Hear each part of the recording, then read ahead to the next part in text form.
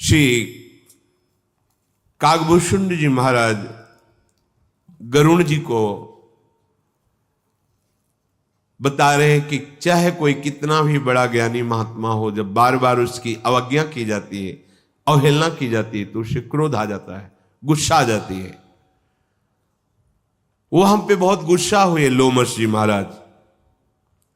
फिर मैं विचार करने लगा कि द्वैत के बिना क्रोध कैसे आ सकता है। ये तो ब्रह्मबोध संपन्न अद्वैत स्थिति को प्राप्त महापुरुष है। क्रोध की द्वैत बुद्धि बिनु, द्वैत की बिनु अज्ञान, माया बस पर छिन्न जड़, जीव की ईश समान। ये द्वैत बुद्धि के बिना क्रोध नहीं हो सकता, दूसरा है। अगर दूसरा है तो ये अज्ञान है। अज्ञान के बिना ऐसा कैसे हो सकता है? क्या जीव ईश्वर के समान हो सकता है क्या? देखो, तरंग भले समुद्र की ही है, उसमें समुद्र ही है, केवल वायु का विकार हो जाने से वो तरंगायमान हो रही है। पर समुद्र से ऐसी करोड़ों तरंगे निकलती हैं, पर एक तरंग की सामर्थ्य नहीं कि समुद्र प्रकट कर दे। इतना अंतर जीव और इसका है। वो उसी का चिंतन करके उसमें लय हो गया, समुद्रवत हो गया। लेकिन वो अपनी सत्ता मानकर सोचे कि हम समुद्र प्रकट कर दें तो तरंग में सामर्थ्य नहीं है। सोच रहे हैं काकभूषुंड जी कि क्या जीव ईश्वर की समानता कर सकता है? नहीं। जैसे ब्रह्म स्वरूप हो गए चिंतन करते हुए, ब्रह्मविद ब्रह्मवि भवते, पर सृष्टि का परिवर्तन तो नहीं कर सकते ना। आप उसी में लय हो गए ईश्वर में, ईश्वर स्वरूप ही है, पर सामर्थ्य नहीं। सामर्थ्य तो उसकी जिसमें आप लय हुए हैं, उसी की सामर्थ्य है, अनंत सामर्थ्य है। ऐसा नहीं कि रात मिटा दो अब दिन ही दिन होनी चाहिए, कोई ऐसा नहीं। प्रकृति का परिवर्तन कर दे, इतनी भी सामर्थ्य नहीं है। छोटी मोटी घटनाएं, छोटे मोटे दृश्य बदल देना, तप के प्रभाव से हो सकता है, ऐसा मान सकते हैं। वायु का प्रवाह चल रहा, रोक दिया थोड़ी देर के लिए, सूर्य की गति को रोक दिया, जल के प्रवाह को रोक दिया, स्तंभित कर दिया जल को। मंत्रों के द्वारा ऐसा हो सकता है, जिन्होंने सिद्ध किया है ऐसा। लेकिन पूरी प्रकृति का परिवर्तन कर दे सृष्टि का, वो केवल परमात्मा ही है, दूसरा कोई नहीं है। मन ही मन में सोच रहा था कि जैसे अज्ञान के बिना द्वैत नहीं हो सकता, द्वैत के बिना क्रोध नहीं हो सकता, ऐसे ही जो सबका हित चाहता है, क्या उसे कभी दुख हो सकता है क्या? नहीं। कबहू की दुख सब कर हित ताके। अगर सदैव सुखी रहना है तो दूसरों को सुख पहुंचाने की वृत्ति हृदय में होनी चाहिए। जो दूसरों का हित करता रहता है वो कभी दुखी नहीं हो सकता। अगर आज आप दूसरों का हित करना शुरू किए हैं और पीछे आपका पाप कर्म लागू हो गया है, तो आपको दुख अनुभव में आएगा। उसे आप वर्तमान के कर्म का फल मत समझ ले कि मैं दूसरों का हित कर रहा हूं, मुझे दुख भोगना पड़ रहा है। जैसे किसी के पास पारस मणि हो तो उसे दरिद्रता का दुख नहीं होता, ऐसे ही जो भगवान नाम जप करते हुए दूसरों को सुख पहुंचाने की भावना करता है, नाम पारस मणि है, वो कभी दुखी नहीं हो सकता। क्या दूसरों से द्रोह करने वाला कभी निर्भय हो सकता है? कभी नहीं। जो दूसरों से द्रोह करता है वो भयभीत रहता है। जब गंगा किनारे थे तो एक बार एक डकैतों के गैंग से भागे हुए एक आदमी को देखो, वो बूटे से पहने सब। उन्होंने कहा 2-4 दिन में यहां रुक सकता हूं, सैनपुर में थे, यहां रुक सकता हूं। वो क्यों? आप कोई साधु वेश में तो है नहीं, आप तो ऐसे। बोले आप डरेंगे तो नहीं? कहा क्यों, डरना क्या है? तो उन्होंने कहा, हम कोई नाम बताया कि उस बैच के थे और वहां आपस में 2 में मुठभेड़ हो गई, भाग पड़े हैं। उसको चैन नहीं थी, हर समय सावधान, भयभीत। जो दूसरों को कष्ट देता है, हिंसा करता है, वो कभी चैन से रह सकता है? भय ही भय उसके चेहरे पे दिखाई दे रहा था। भय, यहां कोई आता तो नहीं, ऐसा हर समय वो भयभीत, जो एक दो दिन वहां रुका भयभीत। दूसरों से द्रोह करने वाला, वो तुम्हें दिखाई देगा साहस दिखाते हुए, वो अस्त्र शस्त्र लिए, बड़ा बल, लेकिन अंदर से बिल्कुल भयभीत रहता है वो, कभी उससे चैन शांति नहीं मिलती। क्या कामी पुरुष कभी बेदाग रह सकता है, कलंक रहित रह सकता है? जो गंदी भावना से दूसरों की तन की तरफ देखता रहता है, उसकी दुर्गति होती है। देखो, इन इंद्रियों को शासन में नहीं लोगे, ये तुम्हारे पतन का कारण बनेंगी, तुम्हें दुख प्रदान करेंगी, दंड प्रदान करेंगी। क्या जो भक्तों का बुरा सोचता है उसका वंश सुरक्षित रह सकता है? नहीं, भक्त द्रोही का वंश भी सुरक्षित नहीं रह सकता।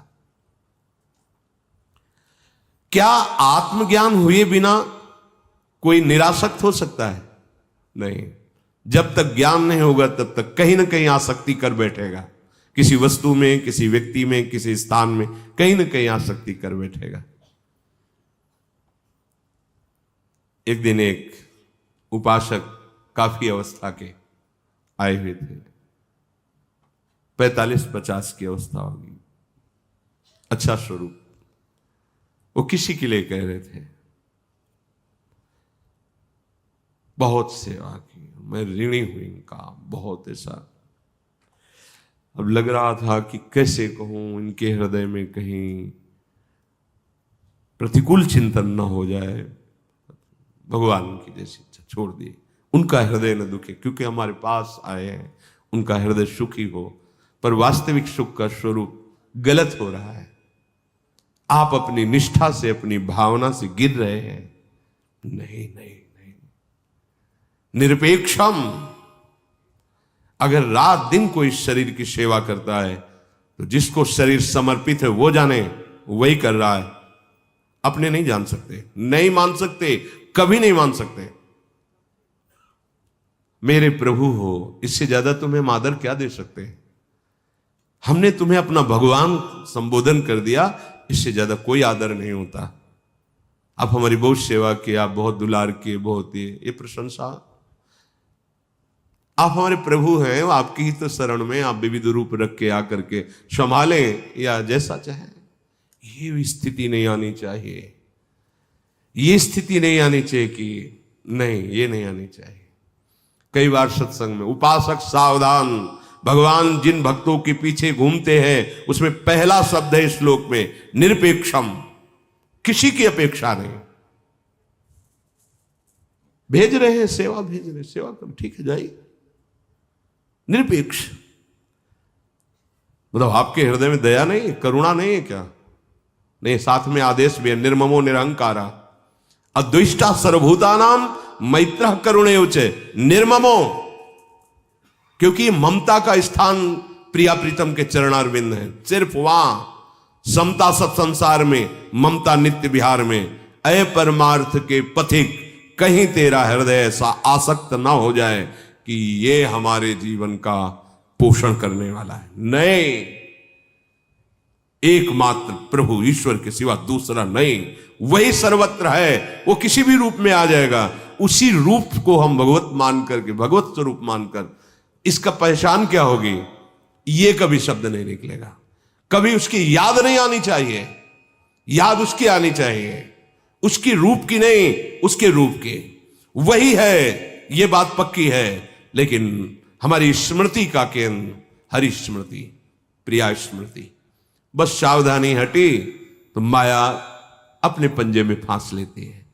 कागभूषण जी कह रहे हैं, क्या स्वरूप की पहचान हुए बिना संपूर्णतया शक्ति नष्ट की जा सकती है? नहीं, बहुत सावधान, बहुत सावधान। ये भगवत मार्ग है। अगर हम कोई वासना लेके चलेंगे तो फंस जाएंगे। ठीक है, वासना हृदय में है, पर उसे नष्ट करना है, सजाना नहीं है, उसे बढ़ाना नहीं, उसे मिटाना है। निर्वासनिक चित्त ही भगवत प्रेम का, भगवत साक्षात्कार का, तत्वबोध का अधिकारी होता है।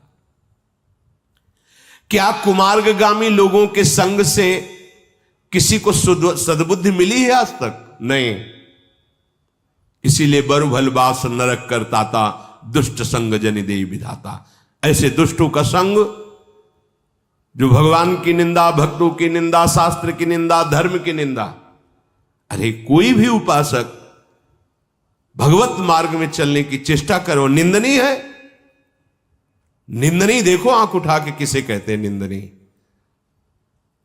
अगर कोई लड़खड़ा रहा है तो उसको सहयोग दें, संभालें। भगवान ही संभालने पर तुम्हारी दृष्टि है। अगर कोई लड़खड़ा रहा है तो प्रार्थना करें, प्रभु से प्रार्थना करें, उससे प्रार्थना करें। निंदा का पात्र तो असत मार्ग में चलने वाला होता है, सत मार्ग में चलने वाला निंदा का पात्र थोड़ी होता है। अरे कोई जन्म से सिद्ध थोड़ी होता है, साधक है, सैकड़ों वासनाएं उसके हृदय में थी। अगर 50 को रौंद दिया है, कुछ बची है, तो कोई चिंता का विषय थोड़ी है। वो तो विजय प्राप्त करता हुआ आगे बढ़ रहा है, वो निंदनीय नहीं है। दुष्टों के संग से कभी सद्बुद्धि की प्राप्ति नहीं होती। क्या दूसरों की स्त्री का गमन करने वाला कभी सदगति को प्राप्त हो सकता है, उत्तम गति को, शुभ गति पाव की परित्रिगामी? बोले कदापि नहीं। इसे खिलवाड़ न समझो, मनोरंजन मत समझो। अगर ये व्यभिचार प्रवृत्ति अंदर बनी रही तो भक्ति की तो बात जाने दो, मनुष्यता नहीं रह जाएगी। मदांधो, ये मदिरा से भी ज्यादा तुम्हें मूढ़ बना देगा। को अमदांधो मदनातुरोगा। यदि काम भावना से तुम माताओं बहनों को या अन्य शरीरों की तरफ देखते हो, चेष्टा करते हो, संकल्प बनाते हो, अंदर ही अंदर दूषित भाव का चिंतन करते हो, तो ये नष्ट कर देगा तुम्हें, किसी और को नहीं, तुम्हें ही नष्ट कर देगा। देख लेना, कभी सदगति नहीं हो सकती। इस भावना को देखिए। कागभूषण जी कह रहे शुभ गति पाव की परित्रिगामी। तभी कह रहे कि बड़ा भयावह समय आता चला जाएगा, समझा ही नहीं जा रहा हमारा धर्म क्या है, हमारी मर्यादा क्या है। भव की परहि परमात्मा बिंदक। क्या जन्म मरण के चक्र में कोई भगवान का भजन करने वाला पढ़ सकता है क्या? नहीं, कदापि नहीं। जैसे भी बने भाव को भाव न खाल सहो, नाम जपत मंगल दिश दश हो। जो भगवान का आश्रय लेकर आस्तिक है, नाम जप कर रहे हैं, वो संसार चक्र में नहीं पिसते हैं। सुखी की होई कबौ हरि निंदक। भगवान की निंदा करने वाला कभी सुखी हो सकता है क्या? कभी नहीं। सुखी तो वही होता है जो भगवान की शरण में है। सुखी मीन जिमि नीर अगाधा। जैसे अगाध जल में मछली आनंदित, तिमि हर शरण न एको बाधा। जो भगवान की शरण में, उन्हें कोई बाधा परास्त नहीं कर सकती। क्या भगवान के चरित्र कथन और श्रवण करने के बाद भी पाप रह जाते हैं क्या? बोले नहीं। पर कथन और श्रवण करने के बाद पापाचरण ना करना, सर्व पाप नष्ट करने की सामर्थ्य भगवान की चर्चा करने और सुनने में है।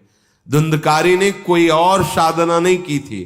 प्रेत योनि को प्राप्त महाभयंकर पापी केवल 7 दिन संपूर्ण श्रीमद् भागवत श्रवण और मनन किया और भगवत पार्षद रूप होकर के परम पद में आरूढ़ हो गया। भगवत चरित्र सत्संग सुनने मात्र से पाप नष्ट होते हैं। पावन जस की पुण्य बिन होई। जो यश फैलता है वो क्या बिना पुण्य के फैल जाता है क्या? तपस्या होती, पुण्य होता है, भले पूर्व जन्म का हो तो उसका यश फैलेगा। बिनु अग अजस की पावे कोई। क्या बिना पाप के किसी की निंदा होगी क्या? बोले नहीं। कोई न कोई पाप है, उसका नाश करने के लिए वो निंदा होती है। जिसकी महिमा वेद संत पुराण गाते हैं, क्या उस हरि भक्ति को धारण करने वाले भक्तों के समान कोई होता है क्या? क्या उस हरि भक्ति के समान कोई लाभ है क्या? जगत में मनुष्य शरीर पाकर प्रभु का भजन नहीं किया, क्या इससे बड़ी कोई हानि है क्या? बोले नहीं, ये सबसे बड़ी हानि। हानि हरिवंश के नाम अंतर पड़े, लाभ हरिवंश उच्चरत बानी। अग की पिशुनता सम कछुआना। दूसरे से चुगली करना इस क्या इसके समान कोई पाप है? बोले बड़ा पाप है। इसीलिए वाणी को बहुत संयम में, इससे बहुत पाप बनते हैं। प्रार्थना है, अगर आप परमार्थ में उन्नति चाहते हैं, अध्यात्म में आगे बढ़ना चाहते हैं, तो मौन का आश्रय लीजिए। जड़ मौन नहीं हम कह रहे कि जड़ मौन लीजिए, पर उचित अगर बोलना है तो बहुत विचार पूर्वक शास्त्र युक्त बात बोलिए, धर्मयुक्त बात बोलिए, नहीं तो मौन रहिए। वो बोल रहा है, बोलने दीजिए, आप चले जाइए। बहुत बहुत यही कहेगा कि पता नहीं इसको सुनाई देता है कि नहीं देता, या मूर्ख है क्या है, या अभिमानी है, बात ही नहीं करता। कुछ भी कहे, कहने दीजिए, आप अपने परमार्थ को बचाइए। ये वाणी बहुत बहुत खतरनाक है। देर नहीं लगता, ऐसे ऐसे अपराध कर देती है कि हृदय सूख जाता है, भजन रुक जाता है। हे गरुण जी, दूसरों को सुख पहुंचाना दया कर, इससे बढ़कर कोई धर्म है क्या? बस मैं ऐसा मन में विचार कर रहा था, फिर मुनि मुझे जब उपदेश करते तो मैं बार बार यही कह देता था कि मुझे श्री राम जी के साक्षात दर्शन चाहिए, मुझे ब्रह्म ज्ञान से तृप्ति नहीं होगी। जैसे उद्धव जी आए थे समझाने आत्मज्ञान गोपियों को, ऐसे ही ज्ञान की चर्चा श्री लोमस जी करते। कागभूषुंड जी भगवान के रूप दर्शन की बात, एकदम क्रोध आ गया लोमस जी को। कहा मूढ़ परम सिख देव न मानस, उत्तर प्रति उत्तर बहु आनसी, सत्य बचन विश्वास न करही, बायस इव सब ही ते डरई, सठ स्वपक्ष तव हृदय विशाला, सपदि होई पक्षी चंडाला। अरे मूढ़, तुझे सर्वोत्तम शिक्षा दे रहा हूं विशुद्ध ज्ञान की, तू एक भी बात नहीं सुन रहा, बार बार उत्तर प्रत्युत्तर करता चला जा रहा है। तुझे मेरे वचन पर विश्वास नहीं, कौवे की भांति बस बात काटता चला जा रहा है। अरे मूर्ख, तुझे हृदय में अपने पक्ष का बड़ा भारी हठ है, बार बार कौवे की तरह मेरी बात काट रहा है। जा, चांडाल पक्षी हो जा, कौवा हो जा। देखो, ये भगवान की भक्ति का प्रभाव। मैंने साष्टांग मुनि को प्रणाम किया और हाथ जोड़कर कहा कि आपका कृपा प्रसाद। नाराज नहीं हुए कागभूषुंड जी, मनुष्य शरीर में है, साष्टांग दंडवत का ऋषि, आपका कृपा प्रसाद।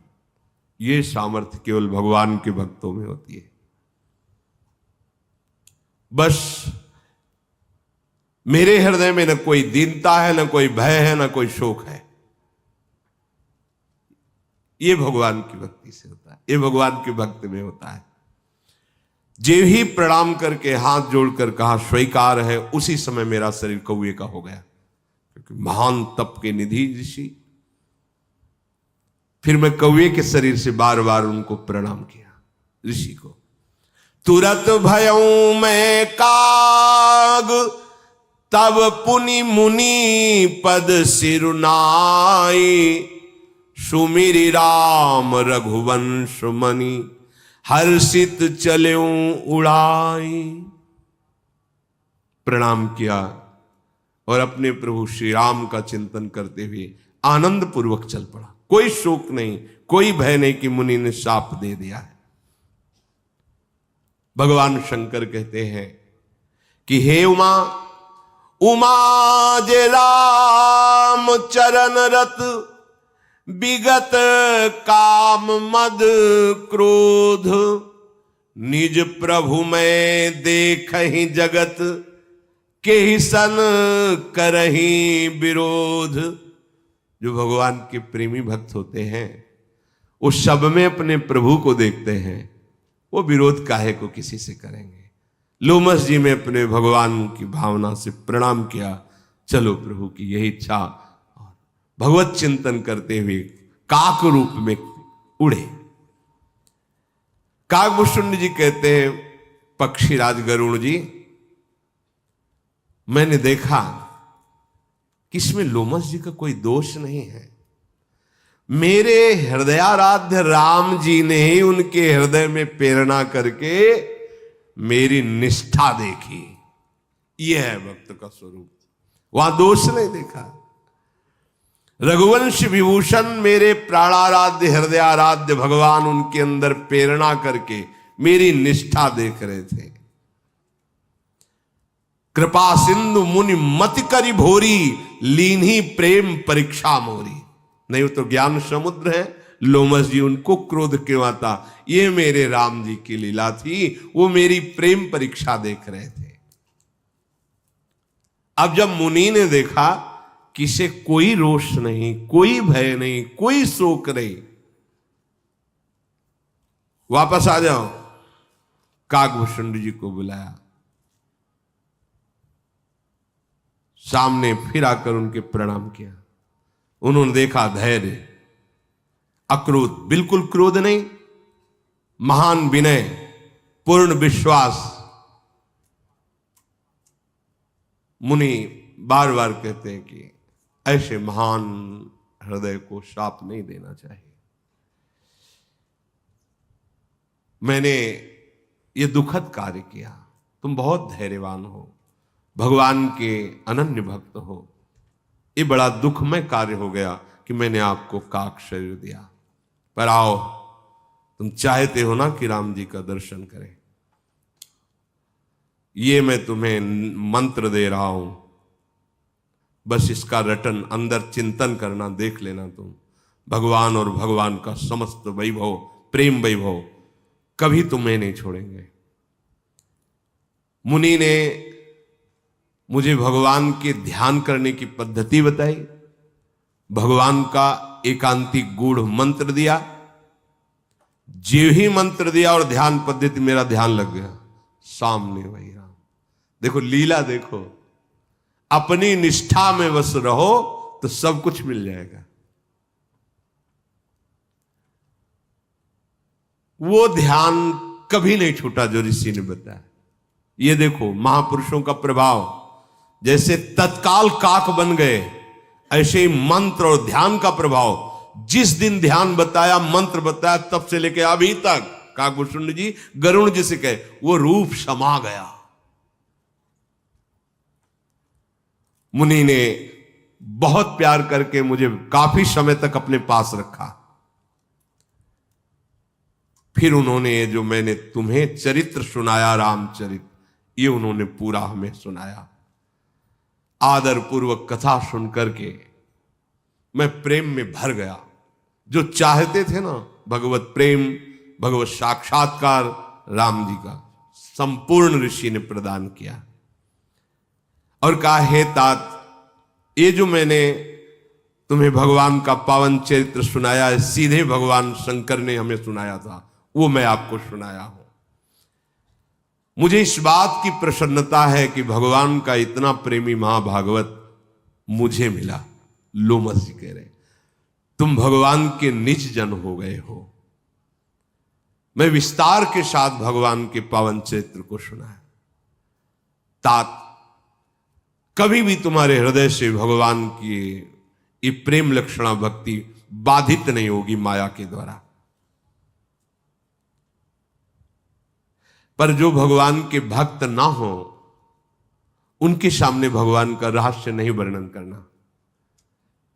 ये उपहास करने वाले जो लोग होते ना, अब कैसे शब्दों का वर्णन करें।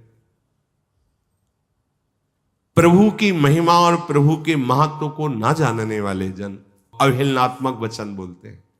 रास का मतलब क्या समझते हो? ये जो गोपी बने हुए ये कौन है जानते हो? तुम्हें तन दिखाई दे रहा है, ये सब सिद्ध भगवत प्रेमी महापुरुष है।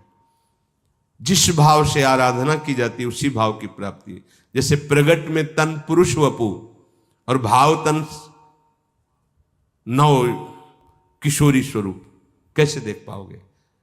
प्रगट तन तुम्हें गोपी दिखाई दे रहा है, अंदर महाप्रेम। जो दिव्य तपस्वी जन है, श्रुति कन्या है, वेद की ऋचाएं हैं, वो गोपियां बनी हुई। प्रभु कौन? सबकी आत्मा है, वो आत्मा राम है। तुम जानते हो रास किसे कहते हैं? अब भगवान के अगर ऐसे प्रेम में विलास का वर्णन, तो ये सांसारिक बुद्धि वाले जन फिर उसे अन्यत्र ले जा।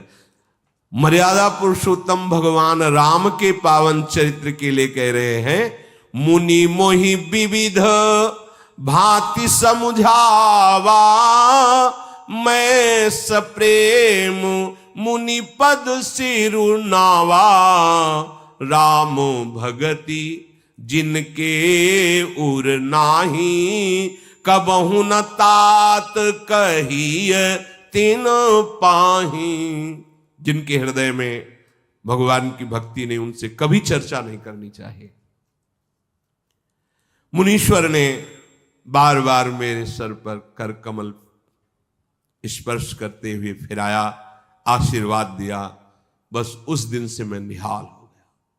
मेरे हृदय में प्रगाढ़ राम भक्ति, बहुत सुंदर। सदा राम प्रिय हो तुम,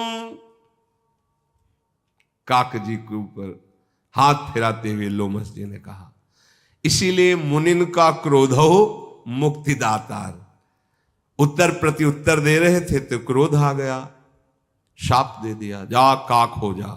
पर वही विनम्रता, वही दैन्यता, वही भाव निहाल कर दिया।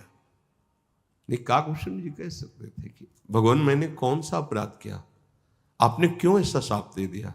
कुछ तो बोल। कुछ नहीं, बार बार प्रणाम, चल लौट आओ। वही धैर्य, वही विनय, फिर कोई रोष नहीं, निहाल कर दिया। हाथ फिराते हुए क्या है, सदा राम प्रिय हो तुम। ये बहुत बड़ी बात है, ये मिल जाए जीवन कृतार्थ हो गया। जाओ तुम्हें प्रिया जो बहुत प्यार करे, बस इससे बड़ा कोई सुख नहीं। इससे हमारे आराध्य देव शुभ गुण भवन अमान, काम रूप इच्छा मरण, ज्ञान विराग निधान। भंडारा खोल दिया लोमस जी ने। इसीलिए कहा महासंगस्तु दुर्लभ हो।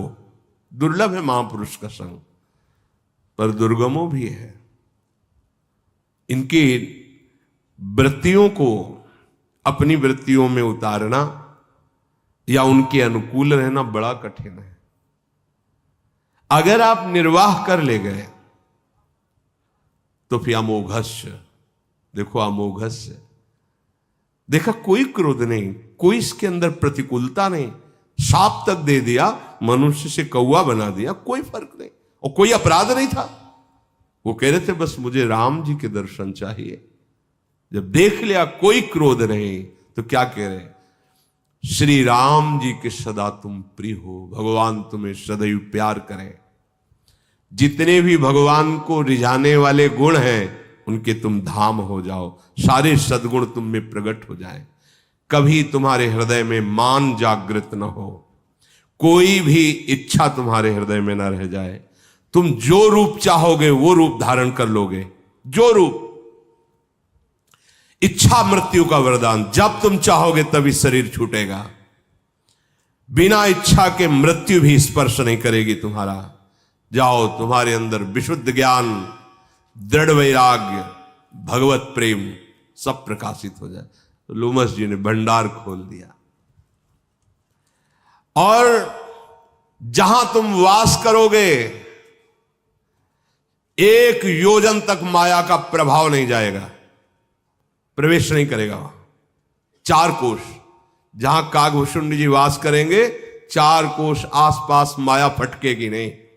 जेहि आश्रम तुम बसव पुनि, सुमिरत श्री भगवंत, व्यापहि तहन अविद्या, जो जन एक प्रजंत।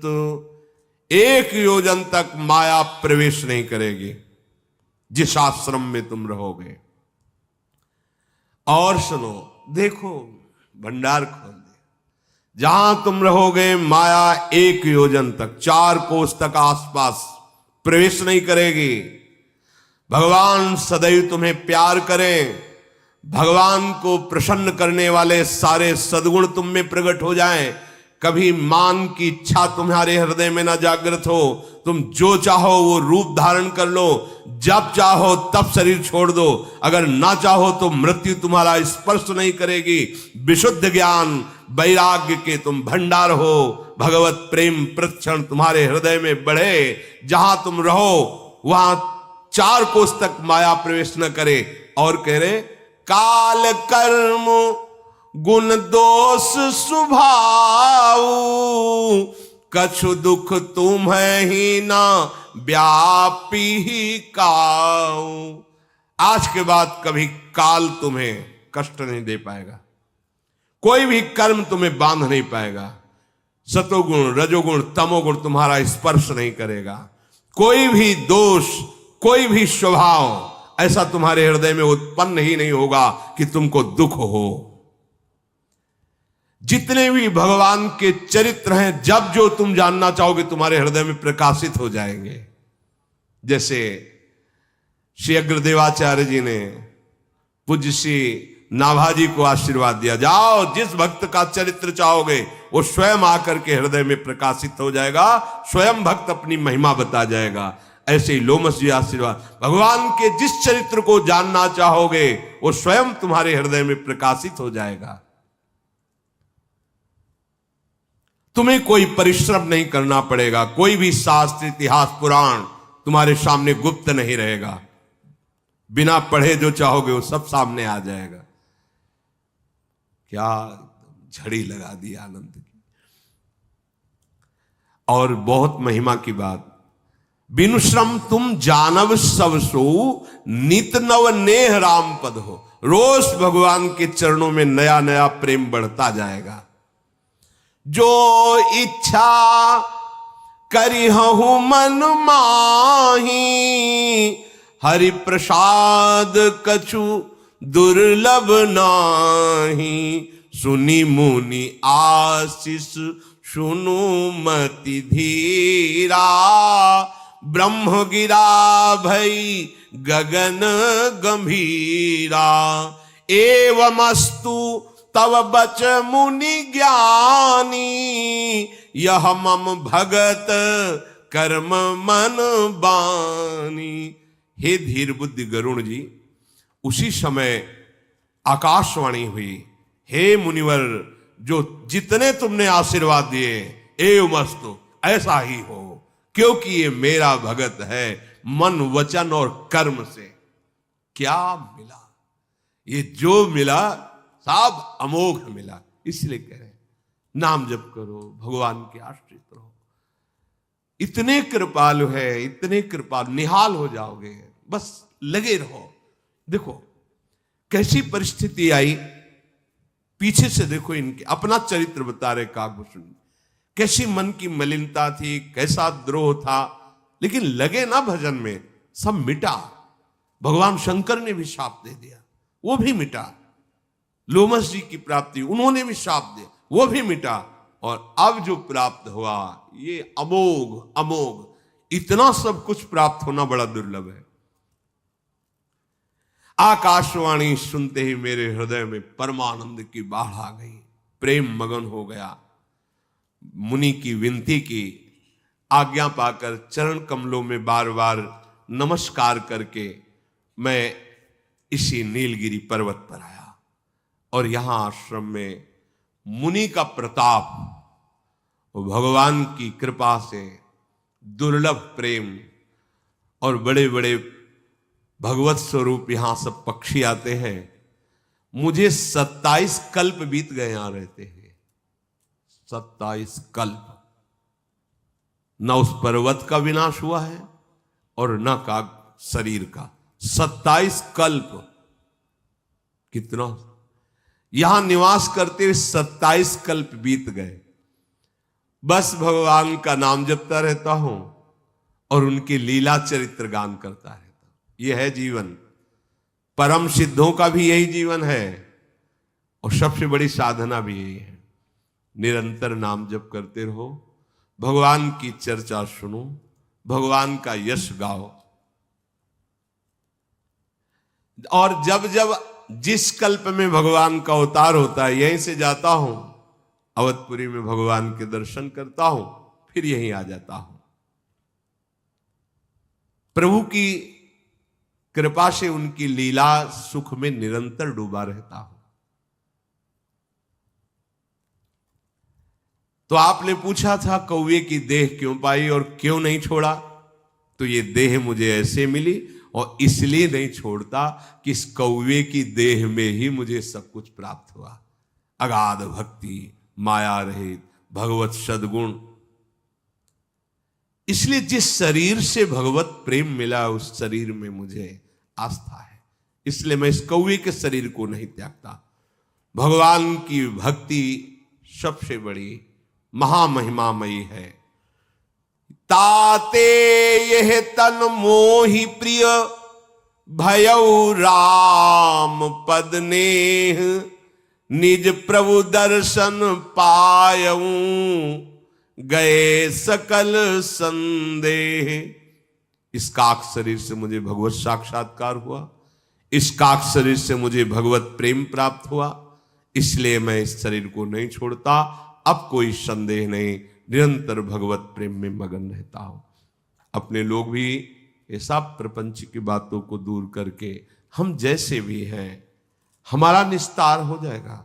लेकिन वो ऐसा है, इसे बंद करो, यही तुम्हारे परमार्थ की सबसे बड़ी बाधा है।